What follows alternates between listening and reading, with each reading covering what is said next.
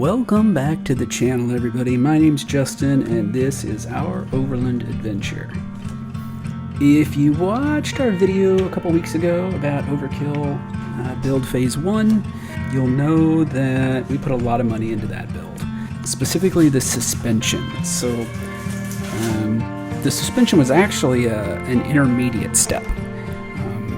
I knew that we wanted coilovers. I knew that eventually I was going to want long arms because I knew I was going to go to 1 tons and a bigger engine eventually. And I wanted a suspension that was kind of customizable and was a long-term investment. And so we bought the Evo kind of elite kit. There was one step above it that would have allowed us to have long arms. But instead, I didn't really have the money. I was trying to do a lot of things all at once. And so I went ahead and bought just the same shocks, the same kit, just without the long arms.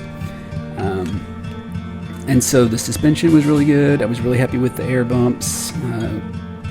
King shocks, good stuff, quality stuff. I'm very impressed, very happy with that.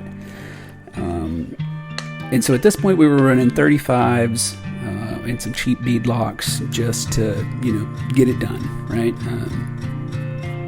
It was a sizable investment, and so I say cheap. It wasn't cheap. There was quality stuff. I think that the initial bead locks were DV8 bead locks, and they did great, like I said. And we were running 35-inch TA KO2s, and I really liked those tires. They were really good tires. We wheeled Moab on those tires. We did some snow wheeling, ice. During this time, we lived in the gorge and winters through the gorge, the Columbia River Gorge, that separates Washington and Oregon. The mountains force the wind through that gorge, and it gets really cold, and it freezes, and it is treacherous roads. And I had TA KO2s on every vehicle. We had them on my dually truck, we had them on my wife's Subaru, we had them on the Jeep, and we never slipped, we never had any issues. Really, really good tires, very happy with them. I actually wanted to keep those tires and go up to 40s, but they actually don't make a 40. They make a 39 now. And so at the time, when I eventually, here in phase 2, go up to 40s, I had to move away from those tires. So phase 2 kind of starts with stronger axles. I knew I wanted to go to 40s. I knew I needed bigger axles. And we were planning to go on the Rubicon. And I wanted to have killer axles by the time we did the Rubicon Trail. And so this was like a year before our plan to go to the Rubicon. I decided to buy XD60s from Dynatrac. Great company, great axles, great marketing, first of all. Super thick axle tube thickness, great turning radius and scrub radius. Just very well engineered. There's a lot of people out there who are running them, and so I felt really good about it. Again, very sizable investment. Just to get the 2 XD60s for my JK was north of $20,000. That's not installed, that's shipped. And then I had to find a shop to install them. I didn't have a lift. At this time, we were still full-timing in our 5th wheel at this point, and we were staying in an RV park. I couldn't do major changes to the Jeep in a gravel driveway in front of our RV in an RV park. That wasn't going to float. So I had to find a company to do the work. And so after a few calls, I actually had called these people before with Build Phase 1 and ended up doing all of the things in Build Phase 1 in that same driveway. So everything that you saw in Build Phase 1, I did myself. either in my own driveway or at my father-in-law's in his shop. Just a garage, not a real shop, but a garage. And so this time that wasn't an option, right? I can't remove axles, cut trusses and everything, and run a welder at an RV park. And so, like I said, I reached out to a company called Lolo Overland, and at the time they were out of Troutdale, Oregon, kind of a suburb of Portland. Met the owner, Josh, Daniel, a great group of people. Great group of people. They gave me a quote. It was a good quote. I was very happy with it. And so, that was kind of the beginning of the wait, right? I had a shop that was willing to do the work. So I bought the axles, and then it was just a really, really long wait. This was, again, in the middle of COVID. Parts were, the story is parts were hard to find, and it was taking time to get what you needed. And so production was very, very slow. They couldn't give me a good estimate. And it was like every, couple of weeks, I'd email them and say, hey, where are we at? And they're like, well, we're still waiting for this, or we're still waiting for that. You're so far down the line. I was like, okay. Very communicative. Salespeople there, again, awesome, very responsive to my needs, very, transparent. But it just took a long time. At the end of the day, the axles did not get shipped in time for me to have those axles before the Rubicon. And so that was a big disappointment. Again, not the fault of anybody. It's just the world we were living in at the time. But nevertheless, so I got those ordered. So that was the big piece. The second big piece was because I was going to 1 tons, I was going to an 8-lug bolt pattern. I needed new wheels and I needed new tires. Again, so 40s is what I wanted. And I had made the decision that I wanted Nitto Trail Grapplers 40 by 13.5 R17s. That's what I was going to go with. And again, mid-pandemic, tires had all but disappeared. It was impossible to find tires, even regular size tires. It was very difficult to find tires during the pandemic. And so again, I was ordering these a year in advance. Shouldn't have been a problem. Again, at the end of the day, it ended up being a problem. It was getting very close to our trip to the Rubicon, and the guys at Lolo, I think it was Philip, that ended up calling me, and he's like, hey man, aren't you getting ready to go to on your trip? And I'm like, yeah. And he's like, so we're not going to have the axles in time to do that? I'm like, no, it doesn't look like it. I'm like, okay. I was like, well, don't you want to be on 40s? And he's like, yeah, I need to be on 40s. And he's like, okay, well, do you have your tires yet, your wheels? No, I don't. That Nitto doesn't have them. He's like, well, I've got a distributor. Let me see if I can find some for you. Literally 30 minutes later, he calls me back and he says, hey, I can get you a set of 5 Mickey Thompson 40-inch tires. Yeah, do it.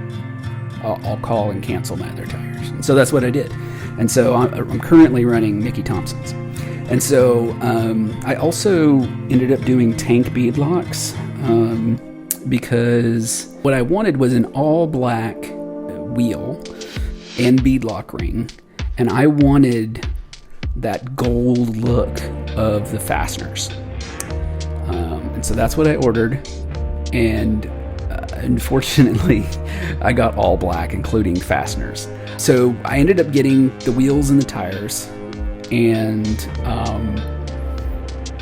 but again, they were 8-lug, and so I was gonna need spacers. So I ended up ordering a set of spacers.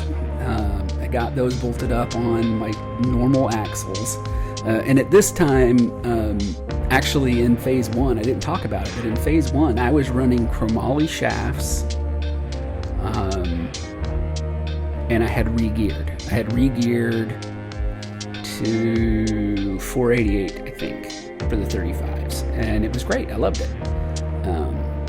And so when we ended up pulling those axles out, eventually I went to 538 with the new axles. But anyway, so for the Rubicon Trail, we were running 488 gears, chromoly shafts, wheel spacers, and 40-inch tires.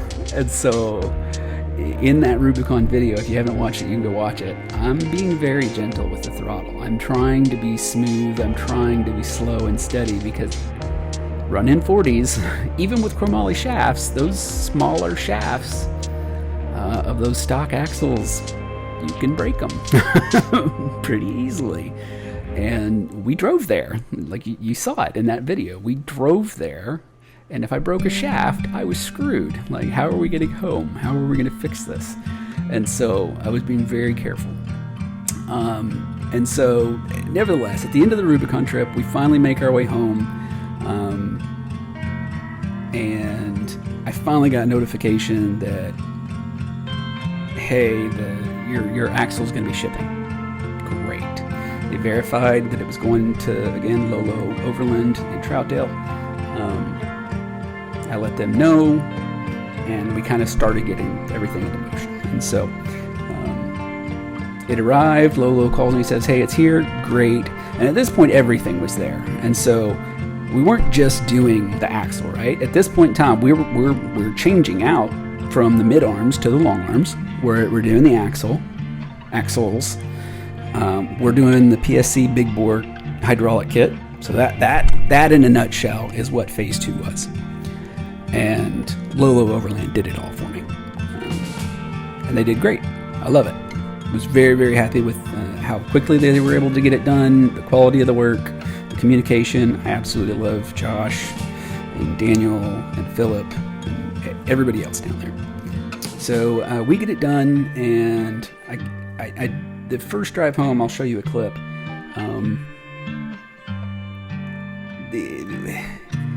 It's hard to describe. It wasn't what I expected, but it also wasn't bad, but it also wasn't good. It desperately needed an alignment. And there were still some bubbles, I think, in the hydraulic fluid for the steering. And so it was very, very touchy. And so it was touchy, but it was also, it felt like there was a dead zone in the very middle. And so, leaving Troutdale, heading home through the Columbia Gorge, interstate travel, we're doing 75 miles an hour on the interstate in a jacked up Jeep with new axles, hydro. It was nerve-wracking. But I did get it home safely. I actually ended up pulling off and taking highway travel, the Lewis and Clark Highway instead, which was fine. But I got it home the next day. I'm out in the garage, out in the yard. I'll show you a clip of me doing a kind of a redneck alignment. It made a world of difference. Ended up having a brake fluid leak issue. No big deal. Banjo bolt was a little loose, and I just needed to scuff up some of the banjo washers to make it seal. Got all that handled. And so I had reached out to some friends that I had made, and they said, hey, we're already planning on going to Lady Flats. It's an OHV area between Mount Hood and Portland. And I had never been there, and they're like, yeah, we're going. You're welcome to join us. So we loaded up the next morning, went out there to go wheel with them. Had a great time. Again, I'll show you guys some clips of the fun that we were having there. I was very, very, very pleased with how it performed. Did some big rock climbs. We did some smaller stuff. I went up some log jams. Gave it a little bump. got a little tipsy and a little skyward in one of those clips. But again, it did exactly, nothing broke. Everything was fine. On our way home, things were feeling a little weird. And so I had assumed at that point that, hey, things are settling. I probably need to do another alignment. I need to tighten things up. And so I just kind of babied it home. The next day, I go out, I start looking and inspecting things, and it was clear that there was a problem. My driver's front tire was wobbling inside the axle. And so went through some exploration. I had to break down that axle, tear it down. Had never done it before. Had done some 44s before, but I'd never done a full float, at least not a big one like this. And it is engineered different than most Dana 60 style axles, that you can't actually get parts for it off the shelf. And that's one of the downsides to these axles. They're built to be bulletproof, and this one was. We'll get to it, but this one was built bulletproof. I do love my axles. But again, the downside is when something goes wrong, if you lose a bolt, if you lose a fitting, if you lose a seal, you got to get a hold of the folks at Dynatrac and you got to have them send you one, because you can't get it off the shelf. It's all custom manufactured stuff. And I did not know that at the time. I knew they were engineered different, but I didn't realize that I was going to have potential problems trying to get parts, if anything, when things break, because eventually things will break. It doesn't matter how much you spend on it. It doesn't matter whose axles, whose components. It doesn't matter. Something, if you're going to wheel it the way that it's meant to be wheeled, something will break, something will fall off, and you will need parts. Had I known then what I know now, I would not have gone with these axles. For that reason alone, again, great axles. I'm not knocking the axles or the company, right? It's just when I go wheeling, typically it's me, my wife, and my kids, and usually nobody's with us. Usually it's just us out exploring. And if something breaks, I need to have spares. I need to have spares. And I need to know that if a big component breaks, that I can go down to a junkyard or to a parts store and get what I need. And I can't do that with these axles. It was really a simple issue. That axle nut worked its way loose because the jam nut didn't have any of the tabs knocked down. And so that was it. That's all it was. I could have just, tightened that down, secured it, and actually folded over some of those tabs, reassembled it, and been just fine. But that's not what we did. We said, you know what, I'll pull all this stuff off, I'll send it to you guys so you can look at it, see if you have a manufacturing problem, you guys send me back what I need, and I'll reassemble it. And they helped me, right? Like they talked me through any of my confusion, any of my issues. They gave me great instructions. Like, they were very, very supportive. It did take some time though. Like, it took a week or two for me to get what I needed. And unfortunately, these JKs require a speed sensor and a tone ring on the axles to control your speed and handle your anti-lock brakes, and it does a bunch of stuff with the computer, right? And unfortunately, the tone ring on the new assembly that they sent me was damaged in shipping, and it was a slight bend. And so I hoped, I kind of took some pliers and I tried to bend it back into shape because I really wanted it to work and I wasn't really worried about that. And so I assembled it, put it all together, was very happy. Like, the vehicle wasn't causing any problems as far as wobble, so I clearly resolved that issue. But I could not make the vehicle stop freaking out because it was losing signal where that was bent. And so the vehicle was doing all sorts of crazy stuff with the computer. It just wasn't drivable. And so I looked at the one that I pulled off and thought, is there a way for me to pull this tone ring off, swap them out, and send them back the bent tone ring? I wanted to make it work. I don't want them to have to send me anything else. They were already taking very good care of me. But unfortunately, the way that it was manufactured, that was not an option. It was a blind rivet, and I did not have a mechanism to do blind rivets. And so I let them know, and they're like, "No worries, we'll send you that piece, that hub, that assembly." They got it to me pretty quick, and I was finally able to put it back together. Tighten everything up, and everything worked great. Started driving it. Now, I was eventually able to work all the bubbles out of the PSC pump, and it started driving like a dream. Like, I love driving my Jeep. The only problem I had with the Jeep from that point on was, even though I went to 538s and got it geared appropriately, and programmed appropriately in the computer, it just didn't have any power. That's why we're doing an LS swap.